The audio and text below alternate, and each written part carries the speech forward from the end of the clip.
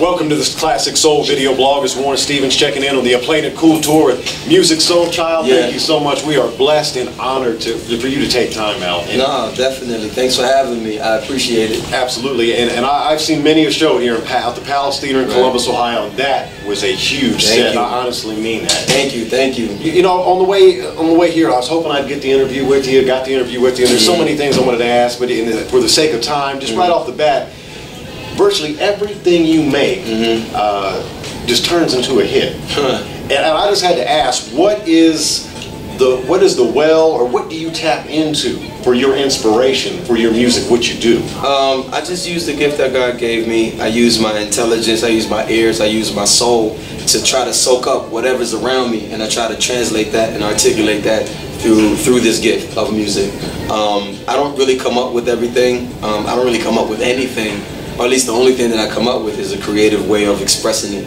I talk about things that happen and that goes on every day, and I think I attribute it to that I think what people identify with, that they still choose to invest in it because it's something that's credible and valid to them. It's something that they can apply to their lives. You know, just like food or clothes or gas in your car, it's something that people need, and I always try to make that the pivot of my intentions, to make sure that I have something that people need. You know, anybody can sing, anybody can dance, anybody can do whatever, but what are you contributing to somebody's life that they'll be willing to spend their energy, their time, and their hard-earned money, especially in this economy nowadays, on your music.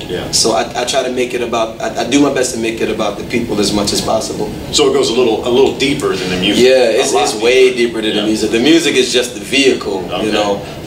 But my passion and my intentions is I just want to express how much love that I have for humanity, how much love I have for creativity and expressing myself and inspiring people and helping them to work out whatever issues or challenges that they may need help or therapy to deal with, or whatever the case may be, through music. What age did you realize you had that gift? Because you certainly have the gift. You got it. I didn't realize that it was such a big deal until like in my late teens. Early on in my life, I could always do it, like sing and make songs out of anything. But I didn't really think that it was such a big deal. I actually used to think that everybody could do it. I didn't, you know, I thought just like people could run and climb trees, I used to think that everybody could sing. So you didn't study it in school, or? No, I wasn't formally trained at it. I did get some pointers along the way from vocal coaches and other singers and musicians, but for the most part, I just picked it up and figured it out on my own. Definitely, God showed me the way and put people in my life where I was able to take heed and humble myself to consume whatever information was being presented to me.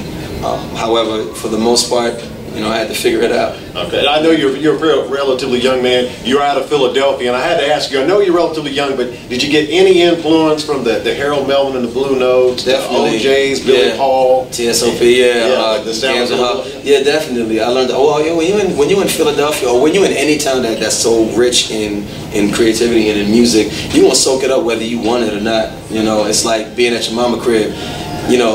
Your mom and your dad, they want to say stuff that you need to learn, that you need to hear, and they're going to lead by example. Whether you want it or not, you're going to be exposed to it. Whether you pick it up or not, whether you like it or not, it's around you. So subconsciously, you're just going to pick up on it. I definitely attribute my sound a lot to that, to the sound of Philadelphia and whatever that was going on in that city at that time when I was growing up. I'm grateful for the fact that it was so rich in music. Okay, and if you ever get a chance to see this gentleman on tour, you got to do it. The band, what's the band's name? Anime. Yeah, like Anime Bullet. It's an all-female band, and they are tight. And I do not smack them up. I don't. I promise I don't. And you got to see them if you get on tour. This is the Playing It Cool tour, and I cannot express to you here at the Palace Theater in Columbus, Ohio. You literally had them in your hands. And when you went into Buddy, I thought the whole place was going to explode. Yeah. I just try to, just have a good time.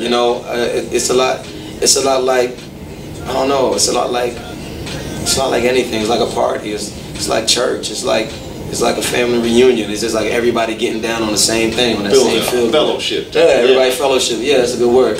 Definitely. I don't want it to be I'm just on stage singing some songs. I could do that in the bathroom taking a shower. And you can listen to my album in the car. I want to have an experience with everybody here.